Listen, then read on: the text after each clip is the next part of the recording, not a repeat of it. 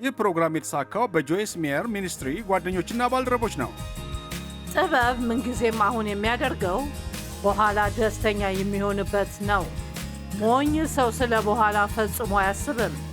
አሁን ጥሩ ስሜት የሚሰጠውን ብቻ ነው የሚፈልገው። ግን በኋላ ሁልጊዜ ይመጣል።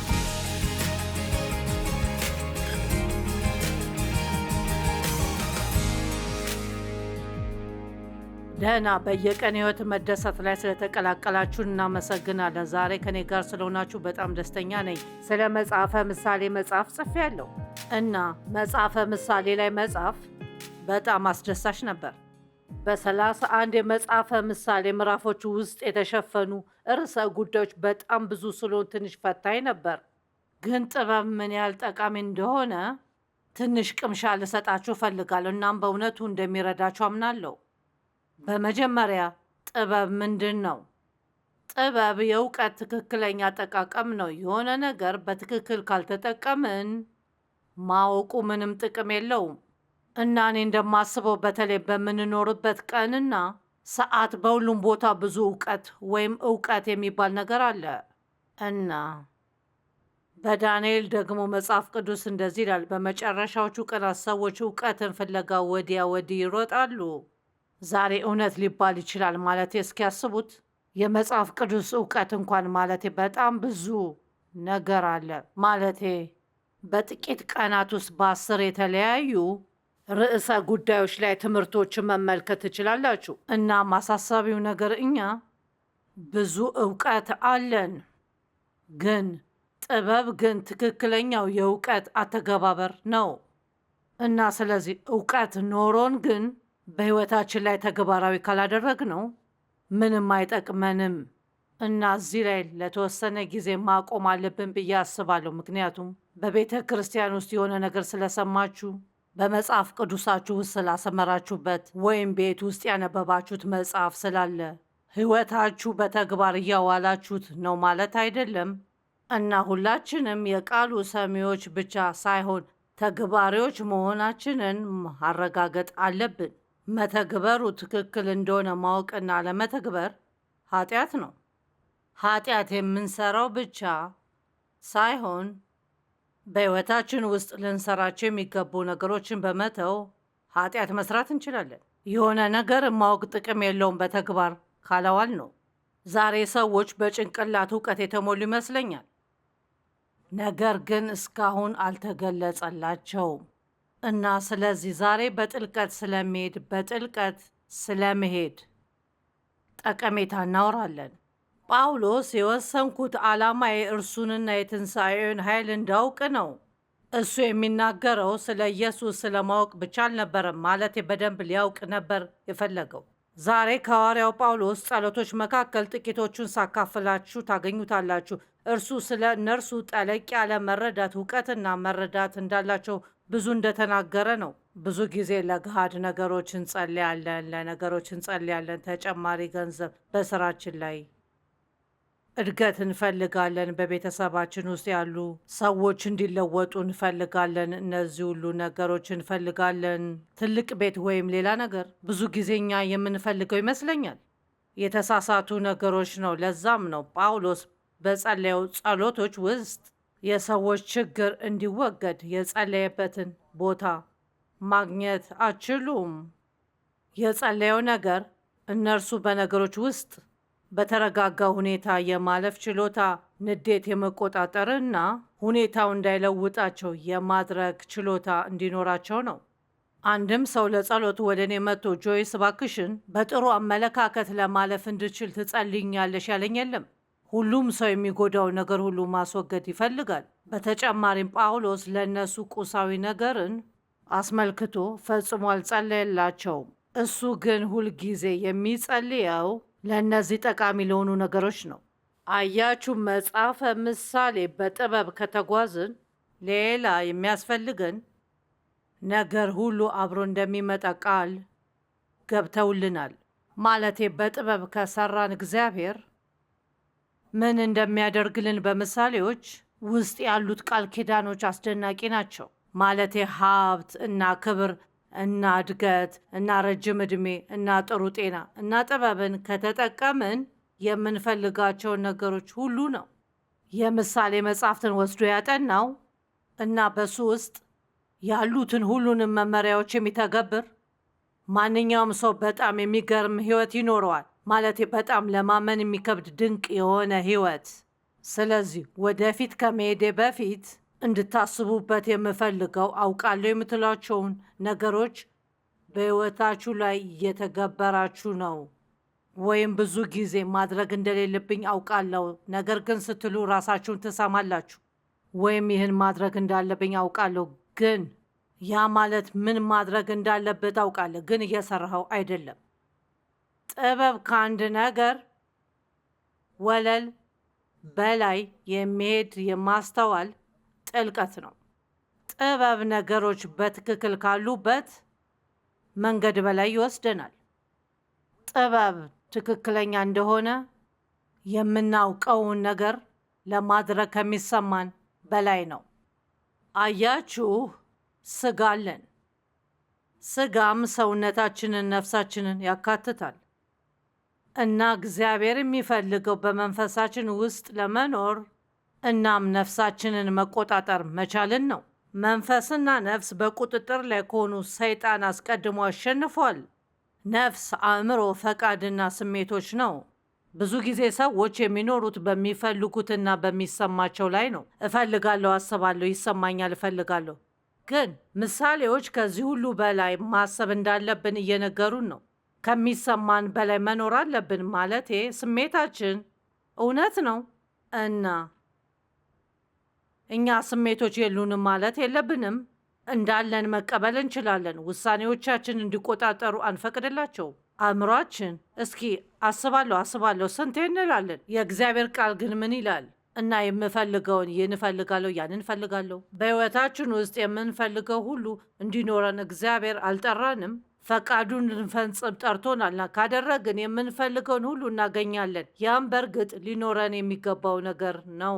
ዛሬ ማወቅ የምፈልገው ከእግዚአብሔር ጋር ጥልቅ ግንኙነት እንዲኖራችሁ የምትፈልጉ ከሆነ ወይም ራሳችሁን በእውቀት ሞልታችሁ በሕይወታችሁ ተግባራዊ ማድረግ የማትፈልጉ ከሆነ ነው። እና ብዙዎቻችሁ በተግባር ላይ እንደምታውሉ ታውቃለሁ። ግን ምሳሌዎች መጽሐፍ ለእኔ ጥሩ ነበር።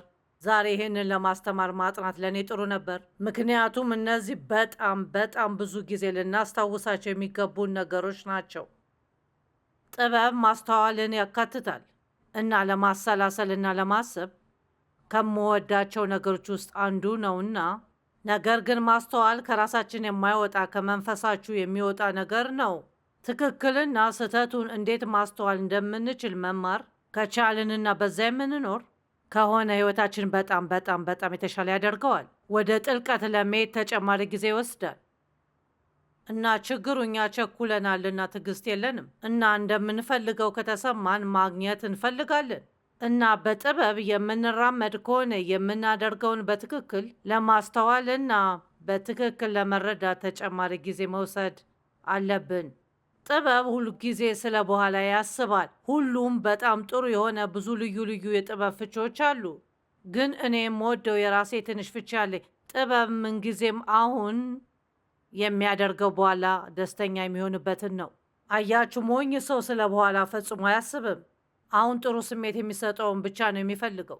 ግን በኋላ ሁል ጊዜ ይመጣል። እባካችሁን ይህን ተረዱ።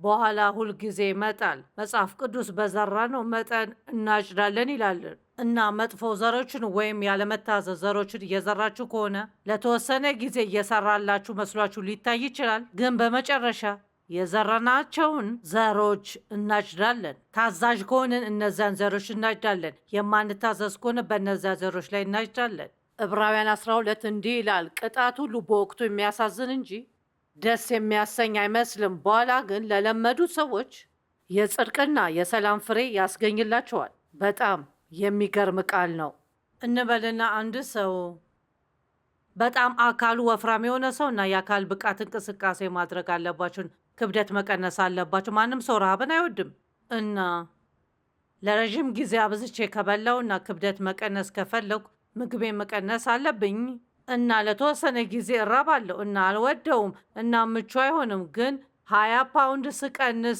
እወደዋለሁ። በኋላ ሁል ጊዜ ይመጣል ምሳሌ 1 ቁጥር 7 እንዲህ ይላል፣ እግዚአብሔርን መፍራት መጀመሪያ እና ዋና እና የእውቀት ምርጫው አካል ነው። የመጀመሪያው ነጥብና ምንነት። ሰነፎች ግን ብልህና እግዚአብሔርን ጥበብና ትምህርትና ተግሳጽን ይንቃሉ። ምንም ነገር ልትነግሯቸው አትችሉምና ስለ አንድ ነገር ስህተት ሊሆን የሚችሉበትን ሐሳብ እንኳን ስታነሱ ስለ እሱ ይናደዳል። ከዚያም ሞኝ እንደሆኑ ትረዳላችሁ። ምክንያቱም ጠቢብ ሰው ተግሳጽን ይወዳል ይላል መጽሐፍ ቅዱስ። አሁን ቢያንስ እኔ ሰው ሲያስተካክለኝ እንዴት መበሳጨት እንደሌለብኝ እንደተማርኩኝ ማመን አለብኝ። ማናችንም አንድ ሰው ስህተት እንደሆነን ሲነግረን የምንወድ አይመስለኝም። ግን መልካም ተግሳጽን የሚሰጡንን ሰዎች መቀበል መቻላችን አስፈላጊ ነው። እግዚአብሔርን መፍራት ያ ምንድን ነው? ያ ብዙ ጊዜ ሲነገር የምትሰሙት ነገር አይደለም።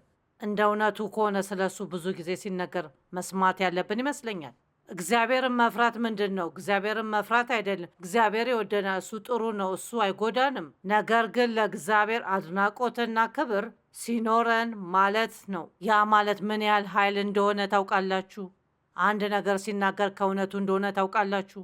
እና ስለዚህ ምንም አልሆንም በማለት እሱ በሚናገራቸው ነገሮች ተቃራኒ አትሄዱም። እኔና ዴቭ ልጆቻችንን ስናሳድግና ወጣት ነበሩ። ችግርና በደል በደረሰብኝ ቤት ውስጥ ስላደኩ እና ብዙ ፍትሐዊ ያልሆነ ቅጣት ስለደረሱብኝ አንዳንድ ጊዜ ልጆቼ ላይ የሚገባኝን ያህል ጥብቅ አልነበርኩኝም እና ስለዚህም ማድረግ የማይገባቸውን ነገር አድርገዋል። ደህና ከዚህ ቤት ለ30 ቀናት አትወጣም የምለው ደህና ያለኔ ቅጣት እንጂ ለእነሱ እንደማይሆን አውቃለሁ እና ሐሳቤን እንድቀይር እኔን ለማነጋገር ለእነሱ ቀላል ነበር። ግን ባለቤቴ ዴቭ እንደዛ አልነበረም። እሱ የሚሰጠውን የቅጣት አይነት ምንም ይሁን ምንም በደንብ አስቦ ነው። ከተናገረም አይመለስም እና ልጆቹ እሱ የተናገረው ከሆነ እንደሚከሰት ያውቃሉ እና ስለዚህ ከኔ ይልቅ ለዴቭ የአክብሮት ፍራቻ አላቸው እና የአክብሮት ፍራቻ ለእግዚአብሔር ሊኖረን ይገባል። ያ ለሰዎች የጎደለው ነገር ነው። ዓለም ዛሬ ክርስቲያንን ብለው በሚጠሩ ሰዎች ተሞልታለች። እነሱ ነገሮችን ማድረግ እንደሚችሉና ምንም እንደማይሆኑ የሚያስቡ ናቸው። እግዚአብሔር ይረዳዋል ወይም ታውቃላችሁ፣ የ21ኛው ክፍለ ዘመን ነው። ምን እንደሆነ ታውቃላችሁ? እግዚአብሔር አይለወጥም። እሱ ትላንትና ዛሬና ለዘላለም ያው ነው እና ቃሉ ከ100 ዓመት በፊት ያለው ትርጉም ዛሬም አንድ ነው። መጽሐፍ ቅዱስ መረዳት እንደሚያስፈልገን ይናገራል። በምሳሌዎቹ ስለ 7 መሰረታዊ መሪዎች እናገራለሁ እና እነሱም ጥበብ እና መረዳት እና እውቀት፣ እግዚአብሔርን የአክብሮት ፍርሃት መፍራት እና ምርጫና እና ውሳኔና የረሳሁት ካለ አላውቅም፣ ግን ሁሉንም እናገኛቸዋለን። እነዛ የምንማራቸው ነገሮች ናቸው። እነዛ ሁሉ ጥልቅ ነገሮች ናቸው። እነሱ ቀለል ያሉ ነገሮች አይደሉም። መረዳት ማለት አእምሮ ወይም እውቀት በነገሮች ላይ የሚያንጸባርቅ አስተሳሰብ እውቀት ወይም በአእምሮ ማስተዋል ማለት ነው። ደህና በትምህርት ቤት ውስጥ ልጆች ማንበብን ሲማሩ እንዴት ማንበብ እንዳለባቸው ብቻ አይማሩም። በግንዛቤያቸው ላይ ፈተናዎችም ይሰጣቸዋል። በሌላ አነጋገር አንድ ሰው መጽሐፍትን በፍጥነት ያነብ ይሆናል፣ ነገር ግን የሚያነበውን በትክክል ላይረዳው ይችላል እና በጊዜ ውስጥ የሆነ ነገርን በበለጠ ባሰባችሁት ቁጥር የበለጠ ትረዱታላችሁ። ማርቆስ 4 በመቀጠልም ስለምትሰሙት ነገር ጥንቃቄ አድርጉ፣ በምትሰፍሩበትም መስፈሪያ ይሰፈርላቸዋል፣ እንዲያውም ከዚያ የበለጠ ይጨምርላቸዋል ይላል። ስለዚህ አንድ ጥያቄ ልጠይቅ። ቤተ ክርስቲያንን ስትሆኑ ማስታወሻ ይዛችሁ ታውቃላችሁ? ወይም ምናልባት የተቀዳይ መልእክቱን ቀጅ ገዝታችሁ እና እንደውም መልእክቱን ወስዳችሁ ምናልባት በሚቀጥለው ሳምንት በግል የመጽሐፍ ቅዱስ ጥናታችሁ ደግማችሁ እሱን አይታችሁ ታውቃላችሁ? የመጽሐፍት ቅዱስ ቃሎችን መመልከት፣ ማሰላሰልና በሚናገረው ላይ መጸለይ። አያችሁ፣ እኔ እንደማስበው ለማለት የፈለግኩት ይህ ሁሉ እውቀት አለን፣ ግን ምን ያህል ጥበብ አለን? ምን ያህል ሰዎች ወደ ቤተ ክርስቲያን ይሄዳሉ?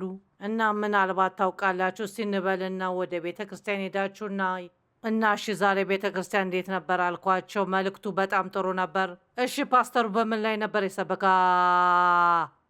እና አንዳንድ ጊዜ ከቤተ ክርስቲያን ከወጣችሁ በኋላ ስብከቱ ስለምን እንደነበር እንኳን ማስታወስ አትችሉ። ያ ማለት እናንተ በውስጣችሁ በትክክለኛ ሁኔታ የገባ ያህል ሳይሆን የተከታተላችሁ ትኩረታችሁ ከላይ ላይ የሆነ ነበር። በእውነቱ ዛሬ ለእኛም በጣም ብዙ ነገር እንዳለን አስባለሁ እና እኛ ከርዕሰ ጉዳይ ወደ ርዕሰ ጉዳይ እያልን በሕይወታችን ውስጥ መገለጥ ይሆን ዘንድ ከምንም ነገር ጋር መቆየት አንችልም። እግዚአብሔር ለእኔ ያለው ያለምንም ቅድመ ሁኔታ ፍቅር እንዲገለጥልኝ አጥብቄ እፈልግ ነበር እና እኔ ልነግራችሁ የምችለው አንድ የመጽሐፍ ቅዱስ ቃል ከመስማት አላገኘሁትም። ለእኔ እውነታ ከመሆኑ በፊት ለአንድ ዓመት ያህል የእግዚአብሔርን ፍቅር ማጥናት ነበረብኝ እና አሁን እኔ የማውቀው እግዚአብሔር እንደሚወደኝ ማወቄን ነው እና በሕይወቴ ውስጥ ችግር ሲያጋጥመኝ እሺ እግዚአብሔር አትወደኝም አልልም። መጽሐፍ ቅዱስ በምሳሌ 8 ላይ ከአሸናፊዎች በላይ ስለመሆን ከሚናገረው ጋር አብሮ ይሄዳል። ምሳሌ 8 አይደለም፣ አዝናለሁ፣ ሮሜ 8። ምንም አይለየንም። በዚህ ሁሉ በወደደን በእርሱ ከአሸናፊዎች እንበልጣለን። ይህንን ተረድቻለሁ። ሞትም ይሁን ሕይወት በጌታችን በኢየሱስ ክርስቶስ ካለው ከእግዚአብሔር ፍቅር ሊለየኝ አይችልም። የእሱ መገኘት ሊሰማኝ ቢችል ወይም መገኘቱ ባይሰማኝም ወይም እሱ ያለ ቢመስል ወይም እሱ የሌለ ቢመስል እኔ የማውቀው ማወቄን ነው። እሱ መሆኑን አውቃለሁ፣ ግን ያንን ለረዥም ጊዜ አጥንቻለሁ። አሁን የጳውሎስ ጸሎቶች ሁሉንም ቃል በቃል አላነብላችሁም፣ ግን እነዚህ እንድታጠኗቸው ሀሳብ አቀርባለሁ፣ ምክንያቱም በጣም ደስ የሚሉ ናቸው። እነሱም በኤፌሶን ምዕራፍ 1፣ ኤፌሶን ምዕራፍ 3፣ ፊልጵስዩስ ምዕራፍ 1፣ ቆላስያስ 1 እና 2 ተሰሎንቄ 1። ነገር ግን ኤፌሶን 1ን እንውሰድ። ሁልጊዜ ወደምጸልይለት የክብር አባት የሆነውን የጌታችን የኢየሱስ ክርስቶስን አምላክ ይበልጥ እንድታውቁት የጥበብና የመገለጥን ሚስጥራት እና ሚስጥራትን ማስተዋል መንፈስ እንዲሰጣችሁ ያለማቋረጥ እለምናለሁ። ታውቃላችሁ፣ አንድ ሰው ጆይስ ሜየርን አውቃለሁ ሊል ይችላል። እንደ ዴቭ አታውቁኝም እና ዴቭ እንደ እግዚአብሔር አያውቀኝም። እኔ ራሴ እንኳን እንደ እግዚአብሔር ራሴን አላውቅም።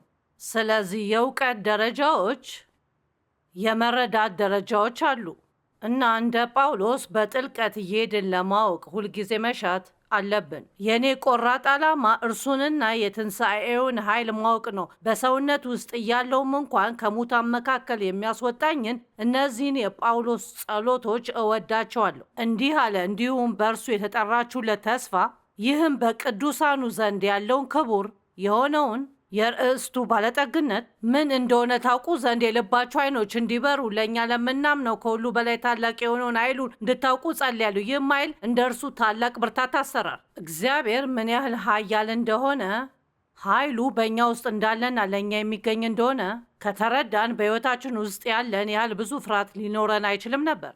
ከዚያም በኤፌሶን 3 ላይ ስለ እግዚአብሔር ፍቅር እንደዚህ አይነት ጥልቅ የመረዳት ችሎታ ስለመኖሩ ብዙ ይናገራል። እንዲህ ይላል፣ ይኸውም በእምነት ክርስቶስ በልባችሁ እንዲያድር ነው። ደግሞም ስር ሰዳችሁ በፍቅር ታንጻችሁ። እናስታውሱ፣ ወደ አንድ ነገር ጠለቅ ብላችሁ ስትገቡ ጊዜ ይወስዳል። ትዕግስት በማጣት ልታደርጉት የምትችሉት ነገር አይደለም። ከሆነ ነገር ጋር መቆራኘትና ከእሱ ጋር ጊዜ መውሰድን ይጠይቃል። በምጸልየው በተሞክሩ የክርስቶስ ፍቅር ስፋቱ፣ ርዝመቱ፣ ከፍታውና ጥልቀቱ ምን ያህል እንደሆነ ከቅዱሳን ሁሉ ጋር የመገንዘብን ኃይል እንድታገኙ ነው። እስከ እግዚአብሔር ሙላት ሁሉ ልክ ደርሳችሁ እንድትሞሉ የክርስቶስ ፍቅር ታውቁም ዘንድ ነው። ፍቅራችሁ በጥልቅ እውቀትና በማስተዋል ሁሉ በስቶ እንዲትረፈረፍ እጸልያለሁ። በቤት ውስጥ ወይም አሁን ባላችሁበት ቦታ ሁሉም ሰው ጥልቅ በሉ። እግዚአብሔር በጥልቀት እንድንሄድ ይፈልጋል። እሺ፣ በሉቃስ ምዕራፍ 5 ላይ ጥሩ ታሪክ አለ። የመጀመሪያዎቹ 7 ቁጥሮች ሕዝቡ ዙሪያውን እያጨናነቁት የሚያስተምረውን የእግዚአብሔርን ቃል ሲሰሙ ኢየሱስ በጌነሳሬጥ ሐይቅ አጠገብ ቆሞ ነበር። በዚህ ጊዜ 2 ጀልባዎች በሐይቁ ዳርቻ ቆመው አየ። አሳ አጥማጆቹ ግን ከጀልባዎቹ ወርደው መረባቸውን ያጥቡ ነበር።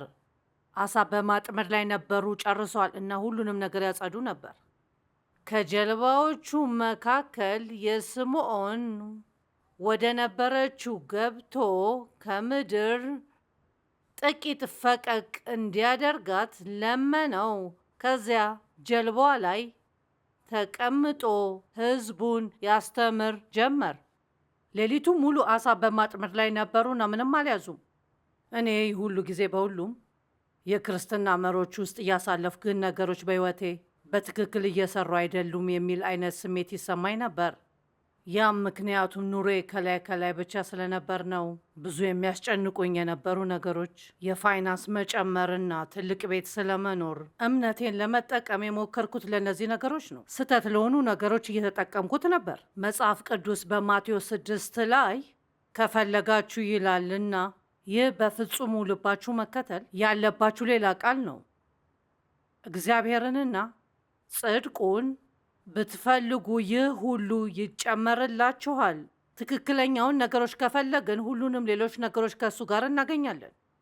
ንግግሩን በጨረሰ ጊዜ ስምዖንን ወደ ጥልቁ ውሃ ፈቀቅ በልና አሳ ለመያዝ መረባችሁን ጣሉ አለው። መረባችንን ሰደን ሙሉ ሌሊት ምንም አሳ አላጠመርንም፣ በጣም ደክሞናል። አንተ ስላልክ ግን መረባችንን እንሰዳለን። ዛሬ የማወራው ስለዚያ ነው። ምንም ቢሰማኝ እግዚአብሔር በቃሉ ይህን አድርግ ወይም እንዳላድርግ ከተናገረ እኔ በተሰማኝ ስሜት ሳይሆን በቃሉ መኖሪያ ያስፈልገኛል። እና ጴጥሮስ እንዲህ ያለውን ወድጄዋለሁ። እኛ ያንን ማድረግ አንፈልግም፣ እንደሚሰራ እንኳን አንጠብቅም። ዝለናል፣ ደክመናል፣ ግን ያንን አድርግ የምትል ከሆነ ያን እናደርጋለን። ያ አስደናቂ አይደል? መጽሐፍ ቅዱስም እንዲህ ይላል፣ ብዙ አሳዎችን ያዙ። መረባቸውን እየሰበረ ስለነበር የአሳ ማጥመጃ አጋሮቻቸው መጥተው እንዲይዙ መጥራት ነበረባቸው። መስጠም እስኪጀምሩ ድረስ ጀልባዎች ሁሉ ተሞሉ። አያችሁ፣ ይመስለኛል እግዚአብሔርን በእውነት በጥልቅ የምንፈልግ ከሆነና የእግዚአብሔርን ጥልቅ ነገር ለማወቅ ከፈለግን በሕይወታችን ላይ መትረፍረፍ ብቻ ሳይሆን ለሌሎች ሰዎች አገልግሎት መስጠትና በሚያስደንቅ መንገድ ልንረዳቸው እንችላለን። እውቀት ምሳሌዎች ስለ እውቀት ይናገራሉ። ምሳሌዎች ስለ አስተዋይነት ይናገራሉ። አስተዋይነት ምን እንደሆነ ታውቃላችሁ? ጥሩ አስተዳደር ነው። ድንቅ ቃል ነው። የመረዳት ችሎታና ተግባራዊ ጥበብ መኖር ማለት ነው። በግንኙነታችን ውስጥ ያለ አስተዋይነት። አስተዋይነት በሁሉም ሀብቶች ላይ ጥበብ የተሞላ አስተዳደር ነው። አስተዋይ ሰው ገንዘቡ እንዴት እንደሚያስተዳደር ያውቃል። አስተዋይ የቢዝነስ ሰዎች እንዴት ማስተዳደር እንደሚችል ያውቃል። ለእሱ የሚሰሩ ሰዎች ያለው ማንኛውም ሰው አስተዋይ ከሆኑ ሰዎችን ማበረታታት እንዳለባቸው ታውቃላችሁ። የተሳሳተ ነገር ሲያደርጉ እነሱን ማረም እንጂ ምንም ማድረግ እንደሌለባቸው ያውቃሉ። አስተዋይ የሆነች የቤት እመቤት ሁሉንም ነገር ለማከናወን ጊዜዋን እንዴት ማስተዳደር እንደምትችል ታውቃለች። ልጆቿን እንዴት ማስተዳደር እንዳለባት ታውቃለች። የቤት ውስጥ በጀት እንዴት ማስተዳደር እንዳለባት ታውቃለች። አስተዋይ ሰው ቅድሚያ የሚሰጣቸውን ነገሮች ይገነዘባሉ። እና ማስተዋል ስለሚለው ቃል ትንሽ ተጨማሪ እንደምናወራ ነግሬያቸዋል። እወደዋለሁ። አንድን ነገር በጣም ጥሩ ሀሳብ ነው ብላችሁ ልታስቡ ትችላላችሁ፣ ግን የሆነ ትንሽ ትክክለኛ ያልሆነ አይነት ስሜት የሚሰጣችሁ ስሜት በውስጣችሁ አለ። ያ ማገናዘብ ነውና ጭንቅላታችሁ ስህተት የሆነውን እንኳን ላይረዳው ይችላል። ልታደርጉት እየተዘጋጃችሁ ባላችሁበት ነገር ላይ መንፈሳችሁን ፈትሹ። ያ እግዚአብሔርን ማገናዘብ እየሰጣችሁ ነው። ጭንቅላታችሁ ላይረዳው ይችላል፣ ግን ያንን አቁማችሁ መጠበቅ እንዳለባቸው የሚያሳይ ግንዛቤ ነው። ግንዛቤ አለ እና ግንዛቤን እወዳለሁ፣ ምክንያቱም የሚያገናዝብ ሰው ሚስጥር መጠበቅ ይችላል። ዛሬ በጣም ብዙ ሰዎች የሚሰሙትን ነገር ሁሉ ሄደው ይናገራሉ። በጣም ብዙ ሳይሆን ጥቂት ጓደኞች ነው ያሉኝ፣ ምክንያቱም እንደዚህ አይነት ብዙ ሰዎች ስላሉ ነው። የሆነ ነገር በነግራቸው አትናገሩ ብዬ ልነግራቸው እንኳን አይጠበቅብኝም፣ ምክንያቱም ያገናዝባሉ እና የኔን ሁኔታ ለማንም ሄደው መናገር እንደሌለባቸው የሚያውቁ ብልህ ሰዎች ናቸው። እንኳን ወደ በየዕለት ሕይወት መደሰት መጣችሁ። ዛሬ አብራችሁን ስለሆናችሁ በጣም ደስ ብሎናል። ብዙ ጊዜ በሌለው ሕይወታችሁ ትንሽ ጊዜ ወስዳችሁ ከእኛ ጋር ስለሆናችሁ አመሰግናለሁ። በመጽሐፈ ምሳሌ ላይ መጽሐፍ ጽፌያለሁ። እኛም ጥበብን ፍለጋ ብለን ጠርተነዋል እና በጣም አስደናቂ ፕሮጀክት ነበር። መጽሐፉን እስክጽፈው ድረስ በመጽሐፈ ምሳሌው ስንት አይነት ትምህርት እንደነበረ አላውቅም ነበር።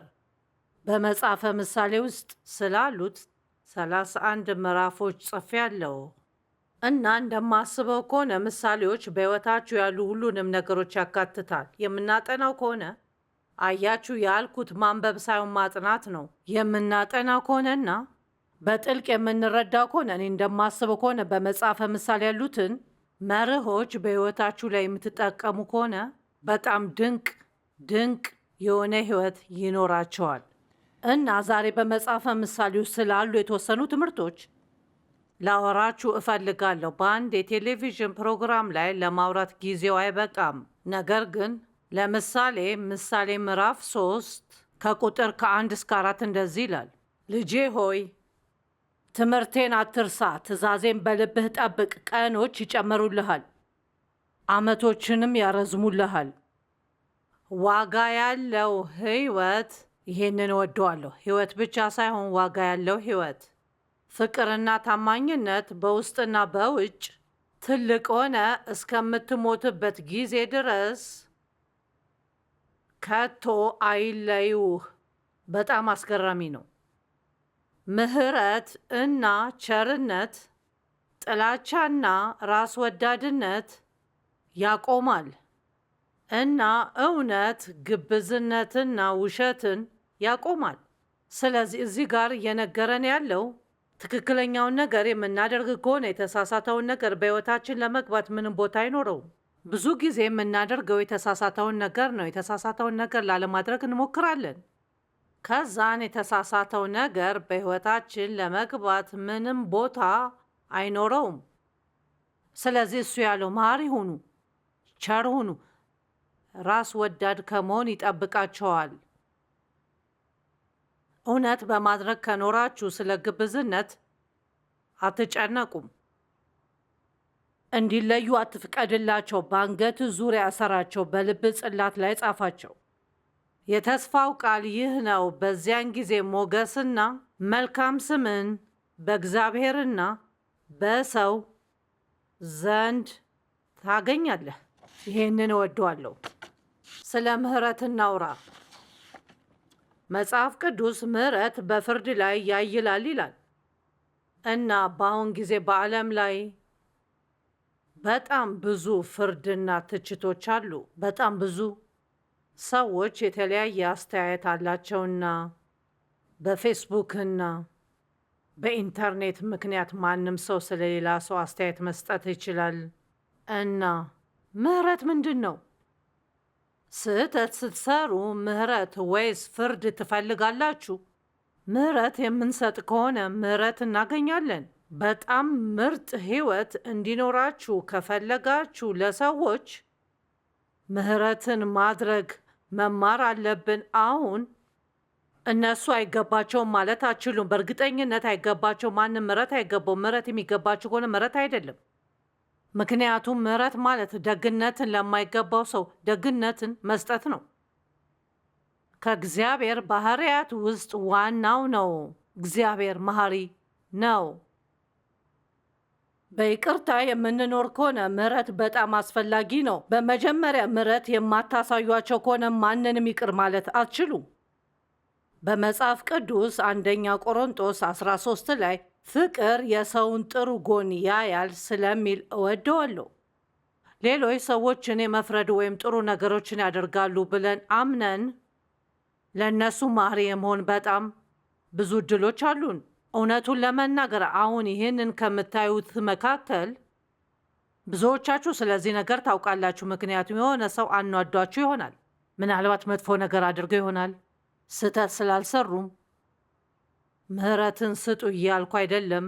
ምሕረትን የምትሰጡት ሰዎች ሲሳሳቱ ነው። ስህተት ሰርተዋል። ነገር ግን በሌሎች ሰዎች ሕይወት ውስጥ ምን እየሆነ እንደሆነ ሁልጊዜ አናውቅም። ስለዚህ እንደ እግዚአብሔር መሆን አለብን እና ለሌሎች ሰዎች መሐሪ መሆን አለብን። ነገር ግን ምሕረት የምናደርግበት ጊዜም አለ። እርማት በሚለው ነገር ላይ ችግር ያለብን አይመስለኝም። ችግር ያለብን ምሕረት በሚለው ነገር ላይ ነው። በዓለማችን ላይ ይቅር አለማለት በጣም ትልቅዬ ችግር ነውና በሕይወታችን ላይ መጥፎ ችግር ነው። ሰላማችንና ደስታችንንም ይሰርቅብናል። የተመለሰ ጸሎታችን ይከለክላል። እግዚአብሔር በሕይወታችን እንዳይኖር እንቅፋት ይሆናል። ሁልጊዜ ይህንን ሁሉ ነገር ይዞ መሄድ ሸክም ነው። በሰዎች ላይ ሁልጊዜ መናደድ። እግዚአብሔር ለእናንተ እንደሚሰጣችሁ ይቅር የማለትን ስጦታ ስጧቸው፣ በጣም ደስተኛ ትሆናላችሁ። ኢየሱስ ክርስቶስ ከመስዋዕት ይልቅ ምሕረትን እወዳለሁ የሚለው ቃል ምን እንደሆነ ሄዳችሁ ተማሩ። ከብዙ ዓመታት በፊት ይህንን የመጽሐፍ ቅዱስ ጥቅስ ማለፍ አልቻልኩም። እግዚአብሔር እንዳየው የፈለገው ነገር እንዳለው አውቄያለሁ፣ ግን ለማወቅ በጣም ከብዶኝ ነበር። ስለዚህ ብዙ ጊዜ ተመልሼ እየሄድኩ አነበው ነበር እና በመጨረሻ አወቅኩት። ማቴዎስ 12:7 ላንብብላችሁ። ከመስዋዕት ይልቅ ምሕረትን እወዳለሁ የሚለውን ቃል ብታውቁ ኖሮ በንጹሐን ላይ ባልፈረዳችሁ ነበር። ደህና። እግዚአብሔር ምሕረትን ሊሰጠን ይፈልጋል፣ መስዋዕታችንን አይፈልግም። እኛ ለሌሎች ሰዎች ምሕረትን እንድንሰጥ ይፈልጋልና መስዋዕትነት እንዲከፍሉ ማድረግ የለብንም። ሰዎች መጥፎ ነገር ሲያደርጉባችሁ ምሕረትን መስጠትና ላደረጉት ነገር የጥፋተኝነት ስሜት እንዲሰማቸው አለማድረግ ትችላላችሁ? እግዚአብሔር ለሌሎች ሰዎች መሐሪ እንድንሆን ይፈልጋል። አሁን እግዚአብሔር የሆነ ነገር እንድመለከት እንደሚፈልግ አውቃለሁ፣ ነገር ግን ምን እንደሆነ አላውቅም። ምሕረት ማድረግ በጣም ከብዶኝ ነበር። እናንተስ በዚህ ላይ የት ናችሁ? ምሕረት ማድረግ ይከብዳችኋል። እናንተ ሕጋዊ ሰዎች ናችሁና ሰዎች ሕጉ እንዲከተሉ ትፈልጋላችሁ። እንደዛ ካላደረጉ ችግር ውስጥ ታስገባችኋላችሁ። እሱም በብሉይ ኪዳን መኖር ነው። ሕጋዊ ስርዓት በምትሰሩት በማንኛውም ጥፋት ትቀጣላችሁ። በአዲስ ኪዳን ውስጥ የምንኖር በጸጋው ውስጥ ነው። እሱም ማለት እግዚአብሔር የማይገባንን ሞገስ ይሰጠናል እና ምሕረትን ይሰጠናል። በማይገባን ጊዜ እንኳን ይሰጠናል። እግዚአብሔር ኃጢአት ስንሰራ ዝም ይላል ማለት አይደለም፣ ምክንያቱም ዝም አይልም። ነገር ግን ብዙ ጊዜ ምሕረቱን ያሳየናል፣ ምክንያቱም እግዚአብሔር ከምን ጀርባ ያለውን ለምን ያውቀዋል። እናንተ የማደርገው ነገር ታዩ ይሆናል፣ ነገር ግን እግዚአብሔር በልጅነቴ መጥፎ ነገር እንደደረሰብኝ ያውቃል። ጥቃት ደርሶብኛል። ከችግር በስተቀር በምንም ነገር በዙሪያ ኖሮ አያውቅም። ስለዚህ ሌሎች ሰዎች ለመፍረድ በሚፈልጉበት ወቅት ምሕረትን አሳየኝ። ሐዋርያው ጳውሎስ ክርስቲያኖችን እያሳደደ እስር ቤት ያስገባቸው ነበር። በእነሱ ላይ የመግደል አመለካከት ነበረው። እስጢፋኖስ በድንጋይ ተወግሮ ሲገደል ደስ ብሎት ነበር። ነገር ግን በደማስቆ መንገድ ላይ ያለምንም ጳውሎስ አልጠየቀም። እግዚአብሔር ምሕረትን ሰጠው እና በጣም ልዩ በሆነ መልኩ መጥቶ ስላየው ጳውሎስ እግዚአብሔር እንደሆነ አውቋል። ከዛም መዳንን ተቀብሎ ከታላላቅ ሐዋርያቶች መካከል አንዱ ሆነዋል እና በመጽሐፍ ቅዱስ ውስጥ 2/3 ጽፏል። ጳውሎስ እንደዚህ ብሏል፣ እግዚአብሔር ምሕረትን ሰጥቶኛል። ምክንያቱም ምንም እንኳን ከዚህ በፊት ተሳዳቢ፣ አሳዳጅና አመፀኛ የነበርኩ በሆንም ባለማወቅና ባለማመን ስላደረግኩት ምሕረት ተደርጎልኛል። ስለዚህ ጳውሎስ በጣም ሃይማኖተኛ፣ ፈሪሳዊና በጣም የተማረ ሰው ነበር እና እሱ ትክክለኛውን ነገር እያደረገ መስሎት ነበር፣ ምክንያቱም በመሲህ አላመነም ነበር። ስለዚህ እግዚአብሔር ምሕረትን ሰጠው። ምክንያቱም ድርጊቱ ትክክል ባይሆንም የጳውሎስ ልብ ትክክል እንደሆነ ያውቃል።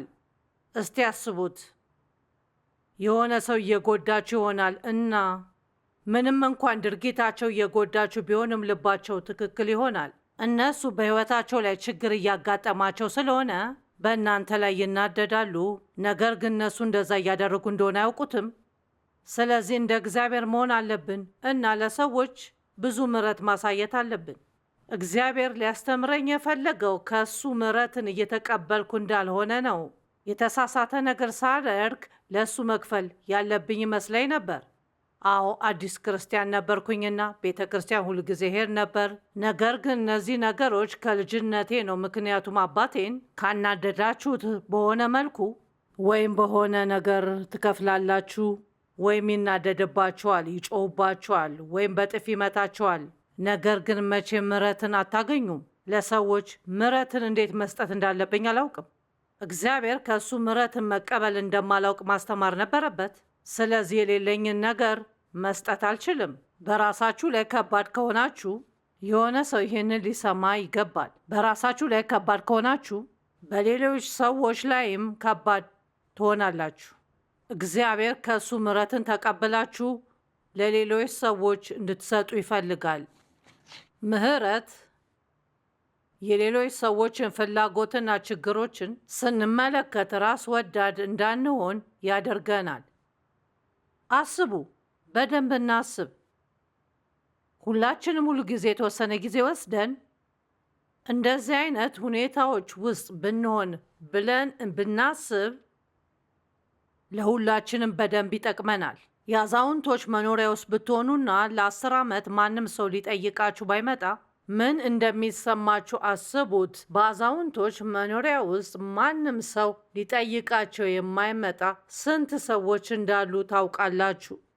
ስለዚህ እኔ ብቸኛ ነኝ ብላችሁ የምታስቡ ሰዎች ከሆናችሁ ለምን ወደ አዛውንቶች መኖሪያ ሄዳችሁ ከክፍል ወደ ክፍል እየሄዳችሁ ሰዎች እንዲደሰቱ አታደርጉም? ለሌሎች ሰዎች ብዙ ነገር በሰጠን ቁጥር በሕይወታችን በጣም ብዙ በረከቶችን ይመጡልናል። ባላደገ ሀገር ውስጥ እየኖራችሁ ልጆቻችሁ ሲራቡ ማየት ምን እንደሚመስል አስቡ። እንደዛ የምታስቡ ከሆነ ለምን ተልኮ ሄዳችሁ አትረዱ? አካል ጉዳተኛ መሆን ምን እንደሚመስል አስቡት። በዊልቸር የምትሄዱ ከሆነ ምን እንደሚመስል አስቡት። የሆነ ሰው ዊልቸር ላይ ማስቀመጥ አለበት። ወደ መጸዳጃ ቤት መውሰድ አለበት። ከዊልቸሩ ላይ ማንሳት አለበት። ከዛን መጸዳጃ ቤቱ ላይ ማስቀመጥ አለበት። ከዛን ወደ ዊልቸሩ አስቀምጦ በፊት እያደረገው ወደ ነበረው ነገር ይመልሰዋል። ወደ መጸዳጃ ቤት ሄጄ መመለስ ስለምችል እግዚአብሔርን አመሰግነዋለሁ። በሕይወታችን እንደ ቀላል የምንወስደው በጣም ብዙ በረከቶች አሉን። ምክንያቱም ማሰብ ስላሉብን ነገሮች በጥልቅ አናስብም። በቂ ገንዘብ ባይኖራችሁ ምን ሊሆን ይችላል ብላችሁ አስቡ። የሰውነት ህመም ቢኖራችሁ ምን ሊሆን ይችላል ብላችሁ አስቡ። ያለመውደድ፣ ያለመፈለግ፣ እንግዳ የሆነ ስሜት ቢሰማችሁ ምን ሊሆን ይችላል ብላችሁ አስቡ። የሌሎች ሰዎች ስቃይ ምን እንደሆነ ካወቅን ለእነሱ ብዙ ምሕረት እንድናሳይ ይረዳናል። እግዚአብሔር መሐሪ እንድንሆን ይፈልጋል። በምሳሌ ላይ ካሉ ነገሮች ሌላው ነገር ቅድም እንዳልኩት በመጽሐፈ ምሳሌ ላይ በጣም ብዙ የምናገራቸው ነገሮች አሉ። ይሄ ከምወዳቸው ነገሮች ውስጥ ነው። መጽሐፈ ምሳሌ 3 ከቁጥር 5 እስከ 8 በሙሉ ልባችሁ እግዚአብሔርን እመኑ፣ ተደገፉና በእሱ ተማመኑ። በራስ አስተያየት ጠቢብ ነኝ አትበል። በሌላ መልኩ እግዚአብሔር ብቻ መልሱን የሚያውቀውን ነገር ለማወቅ እየሞከራችሁ ጊዜያችሁን አታባክኑ እና እሱም ሊነግራችሁ ዝግጁ አይደለም። በመንገዱ ሁሉ እርሱን እወቅ፣ እርሱም ጎዳናህን ቀና ያደርገዋል። በራስ አስተያየት ጠቢብ ነኝ አትበል። እግዚአብሔር አምላክህን ፍራ፣ ከክፉም ሙሉ በሙሉ ራቅ። በሌላ መልኩ ይህንን በግልጽ ብነግራችሁ ሕይወታችሁን ያለ እግዚአብሔር እርዳታ ለመኖር አታስቡ። ይህም ለሰውነትህ ጤንነትህ፣ ለአጥንትህም ልምላሜን ያመጣልሃል። በሌላ መልኩ ነገሮችን ለማመዛዘን የምንሞክር ከሆነ ጤነኛ እንሆናለን። የሥጋ ነገርን ያለ መንፈስ ቅዱስ ማሰብ ሞት ነው። ስለዚህ ለብዙ ጊዜ ቁጭ ብለን አስበን ምክንያቶችን እናገኝ ይሆናል። በመጨረሻም የሆነ ነገር ማግኘት እንችላለን፣ ግን ያገኘነው ነገር ትክክል ነው ማለት አይደለም። በአዲሱ መደበኛ መጽሐፍ ቅዱስ በሮሜ 8:6 ላይ እንደዚህ ይላል፣ የሥጋን ነገር ይህም ያለ መንፈስ ቅዱስ ማሰብ ነው፣ ማሰብ ሞት ነው። ይህም ማለት ደስተኛ ያደርጋችሁም ጎስቋላ እንድትሆኑ ያደርጋችኋል። የመንፈስን ነገር ማሰብ ግን ሕይወትና ሰላም ነው፣ ለአሁኑና ለሁልጊዜም። የመጽሐፍ ቅዱስን ጥበብና ስምምነት ሳትፈልጉ በሥጋችሁ እየኖራችሁ ነው። ጳውሎስ የጥበብና የመገለጥ መንፈስን እንዲኖራቸው እና በጣም ጥልቅ የሆነ መረዳት እንዲኖራቸው ጸልዮአል። አዳምና ሔዋን በጓሮ ውስጥ ሲቀመጡ የሚመሩት በመንፈስ ነበር። የተመሩት በሥጋቸው፣ በአእምሯቸው፣ በፍላጎታቸው ወይም በስሜታቸው አልነበረም። የተመሩት በመንፈስ ነበር። ነገር ግን ኃጢአትን ሲመርጡ ነገሮች ተገለባበጡ። ከዛን የተፈጥሮ ነገሮችና 5ቱ ስሜታቸው ተቆጣጠራቸው እና የእግዚአብሔር ፍላጎትን ወደ መሬት ጣሉት። ሰውነታችን በዓለም ላይ መንፈሳችን የሚሰራበት መሳሪያ ነው። በዓለም ላይ ያለ ሰውነታችሁ መኖር አትችሉም እና መንፈሳችን የሚሰራበት መሳሪያ ነው። ነገር ግን መንፈሳችን ነፍሳችንን የማይቆጣጠር ከሆነ የእግዚአብሔር ድል በምድር ላይ እንዲታይ በአእምሯችን በፍላጎታችን ወይም በስሜታችን ውስጥ መግባት አይችልም። የሰው ውድቀት እግዚአብሔር የመጀመሪያ ዓላማውን እንዲቀይር አድርጎታል። ነገር ግን መመለስ እንችላለን። በመክብብ ላይ በጣም አስደናቂ መጽሐፍ ቅዱስ ጥቅስ አለ።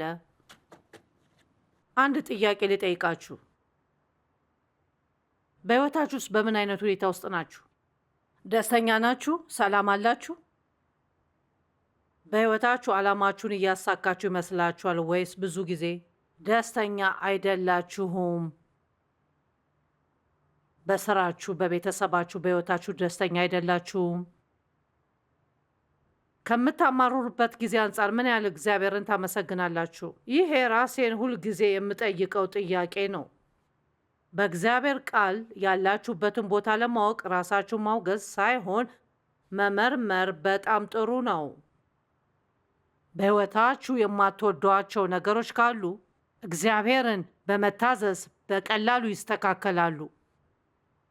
ሰለሞን በመክብብ ላይ እንደዚህ ብሎ ጽፎታል። እሱ ደስተኛ ለመሆን ሁሉን ነገር የሞከረ ሰው ነው። ማለቴ እንደዚህ ብሏል። ሁሉን ነገር አድርጌያለሁ፣ ለራሴ ቤት እና የመዋኛ ገንዳ ገንብቻለሁ፣ ሚስቶችም ነበሩኝ፣ የፈለገው ነገር ነበረው። ነገር ግን የትኛውም ነገር ደስተኛ አላደረገውም።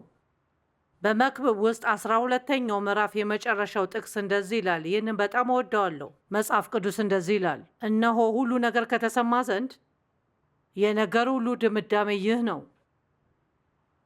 እግዚአብሔርን ፍራ፣ ማንነቱን ስለምታውቁ አክብሩትና አምልኩት፣ ትእዛዙንም ጠብቁ። ይሄ የሰው ሁለንተናዊ ተግባሩ ነውና የፈጠራው የመጀመሪያውና ሙሉ ዓላማ ነው። እኛ የተፈጠርነው ለእግዚአብሔር ታዛዥ እንድንሆን ነው። የፈጠራው የመጀመሪያውና ሙሉ ዓላማው ነው። እግዚአብሔር የሚሰጠን ነገር ነው። ባህሪያችን እግዚአብሔርን የሚመስለው ባህሪያችን የምናገኘው ራሳችንን የፈለግነውን ነገር ወይም የምናስበው ነገር ስናደርግ ሳይሆን እግዚአብሔር የሚፈልገው ነገር ስናደርግ ነው። የደስታ ሁሉ መሰረት ነው። ከፀሐይ በታች ይሄን እወደዋለሁ። ከፀሐይ በታች የማይስማሙ ነገሮችና ሁኔታዎችን በሙሉ ያስተካክላል እና የሰው ሁለንተናዊ ተግባሩ ነው። ስለዚህ ዋው፣ እሱ እያለ ያለው በሕይወታችሁ መስተካከል ያለበት የተበላሸው ነገር እግዚአብሔርን ከታዘዛችሁ መሆን ያለበት ነገር ተስተካክሎ ይሆናል። ምክንያት እያቀረብን መኖር የለብንም። እሱ የሚያደርገን በሕይወታችን ደስተኛ እንዳንሆን ነው።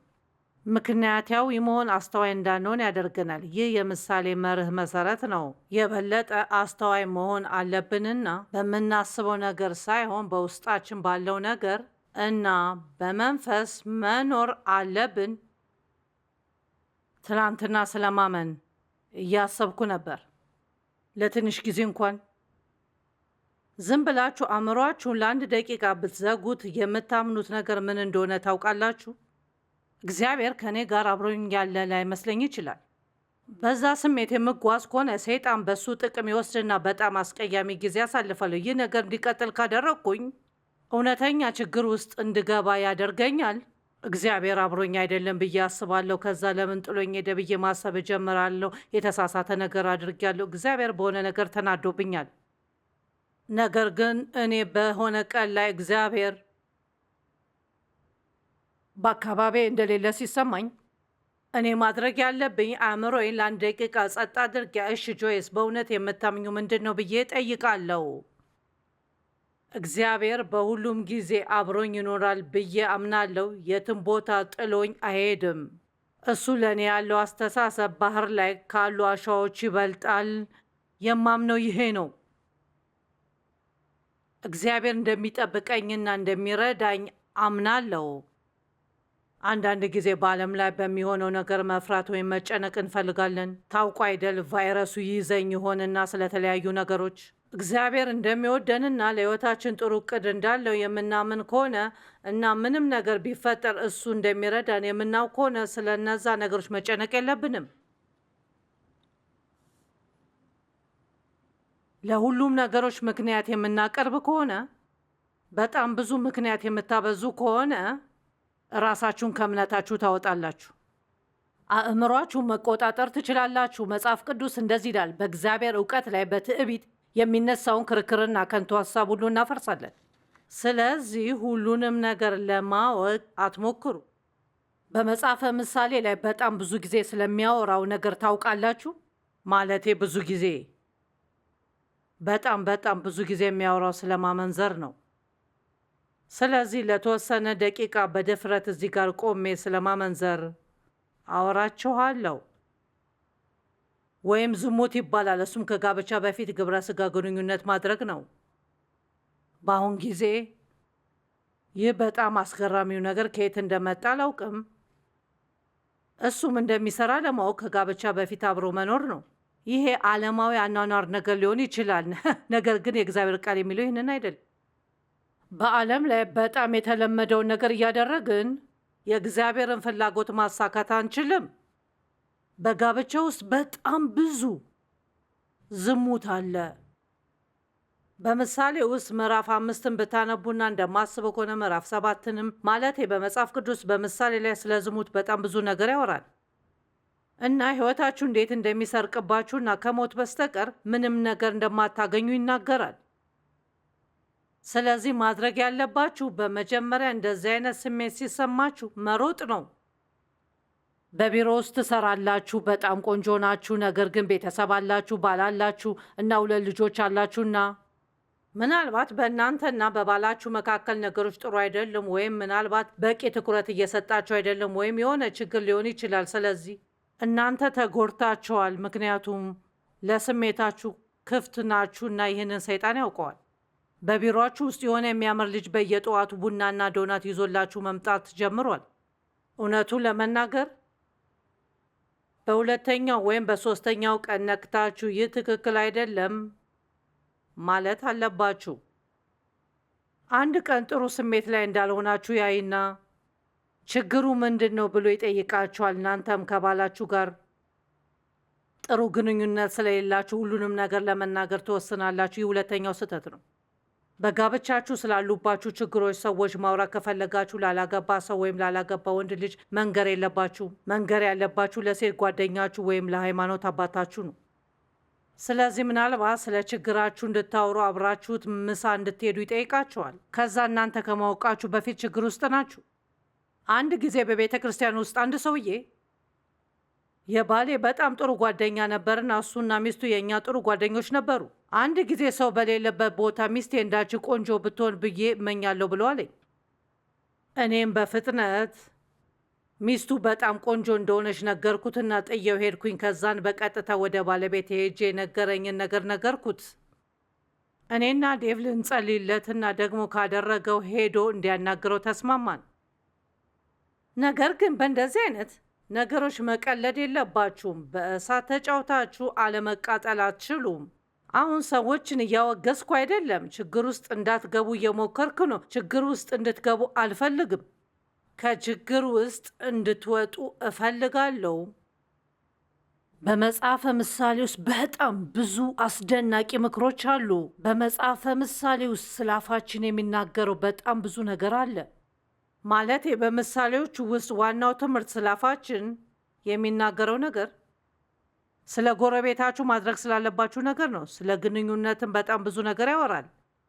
መጽሐፍ ቅዱስ ለጎረቤታችሁ ጥሩ ነው፣ ጥሩ ነገር አድርጉላቸው፣ ውደዷቸው፣ እርዷቸው፣ ነገሮችን አድርጉላቸው ይላል። እናንተም እነሱ ጥሩ ጎረቤቶች አይደሉም ትሉ ይሆናል። እግዚአብሔር ለእናንተ የሚያደርግላችሁ ነገር ካደረጋችሁ ወደ ጥሩ ጎረቤቶች መቀየር ትችላላችሁ።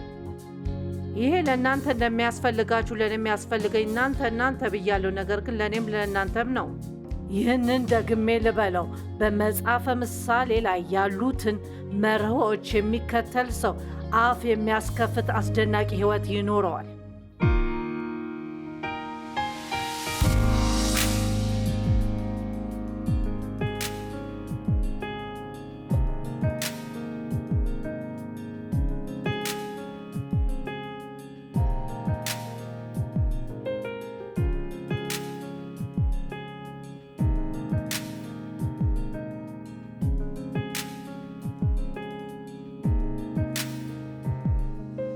ይህ ፕሮግራም የተሳካው በጆይስ ሜየር ሚኒስትሪ ጓደኞችና ባልደረቦች ነው።